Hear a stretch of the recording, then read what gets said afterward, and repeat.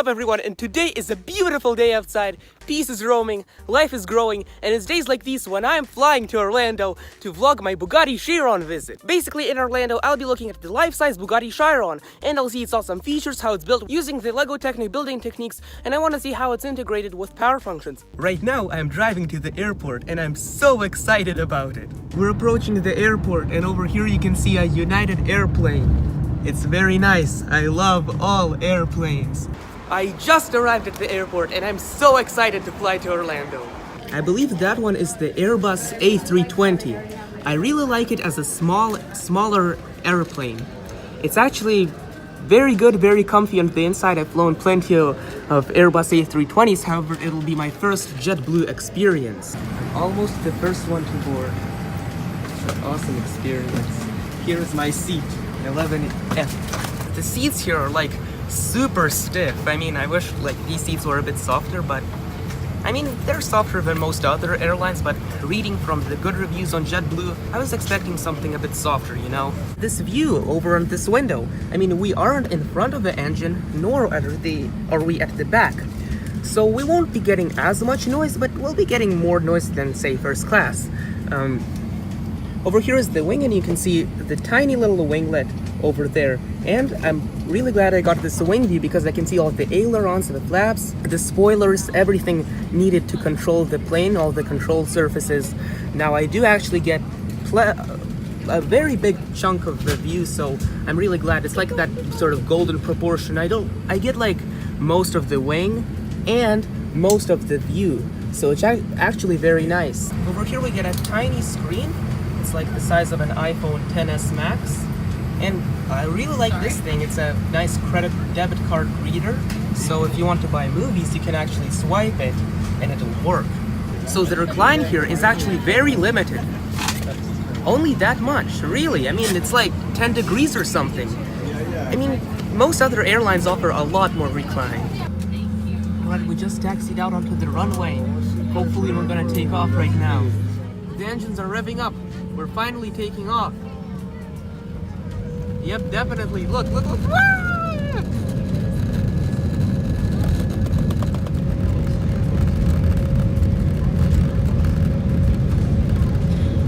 Finally, yay, liftoff! Ooh, I can feel the G-force accelerating down on me because it was a fast takeoff, certainly. That view is gorgeous. It's amazing.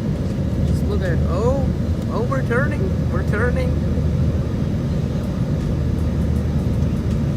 Alright, it seemed like we did about a 90-degree, 45-degree turn. So unfortunately, the menu from the cafe wasn't available, but we just got some basic free snacks. Alright, fast forward a couple of hours into the flight, and we can see the beautiful, gorgeous sunset. Touchdown! I will see you at the Bugatti Chiron. I am here at the Orlando Lego store to look at the Bugatti Chiron. Here's the front of the actual Bugatti Chiron. Now it does look exactly like the real thing. We can see mesh Lego Technic building techniques used to replicate the actual grille in the Bugatti Chiron. I love the grille, and it's one of the reasons I want to get the real Bugatti in real life. Now I just want you to take a look at this awesome front part of the Bugatti Chiron. It's truly amazing how they replicated the real model. Over here we can see the controls, and if you tap them, this will flash or whatever your designated command is. There are actual 1x2 Lego Technic rubber pieces used to represent the windshield wipers. Now over here we can see gray Technic panel pieces used to create the curvature right here. The curvature is awesome. It resembles exactly the 1:1 scale of the real-life Bugatti Chiron. Over here are the rear view mirrors. Now they do use power functions lights to actually power on whenever the Bugatti is turning. For example, it's turning right, dun dun dun dun. Now over here are where the actual mirror is supposed to be. Now it doesn't have any reflective pieces, but the reflective pieces don't exist in Lego form, so that's why they're not present here. Unfortunately, these side view mirrors can't actually fold into the Bugatti Chiron. Unfortunately, the Bugatti Chiron is already kind of falling apart. Here's the left side of the Bugatti Chiron. It's pretty much the same as the right side, unless you look at the driver's side. Over here we can see a spectacular looking wheel. Inside you can actually see the real life speedometer And there are actual, brake and gas pedals to actually drive the car. Overall, I love this interior in the Bugatti Chiron. It looks very soft, but, knowing that they're Lego pieces, it's gonna be pretty hard. I love the strip of light on the inside of the Bugatti Chiron. It replicates its actual interior very nicely. Over here we can see the rear view mirror. It's actually quite impressive how they were able to replicate all the real life functions of the car using just Lego pieces. I'm really impressed how they used well over 1 million Lego Technic parts to recreate the entire Bugatti vehicle. The top of the Bugatti Chiron is just replicated with some basic Lego Technic panel pieces, but it does use like 3 strips of the Lego Technic pieces, which is very nice and actually recreates the whole model and gives it a nice depth effect. Here's the back of the Bugatti Chiron. Over here, it does use power functions lights to actually power up this rear braking light. And right here we can see lots and lots of crazy Lego Technic building techniques used. Over here we can see some trusses used to make the grid right here. And there's a nice Bugatti logo right here, made out of silver Lego Technic pieces. It's really crazy. Over here we can see the exhaust pipes over at the back.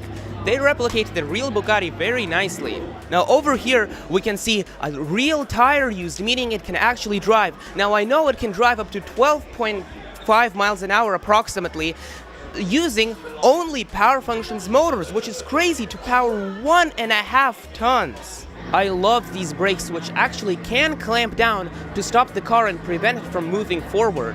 The rear spoiler can actually go up and down using power functions motors. One thing I totally forgot to mention is that this Bugatti actually has a W16 engine. Now unfortunately it doesn't have the ginormous pistons, however, it's still a nice feature nonetheless. My favorite parts of the Bugatti Chiron are these honeycombs, because they provide all the structural integrity the Bugatti needs, and they're really pretty. They make the Bugatti look awesome.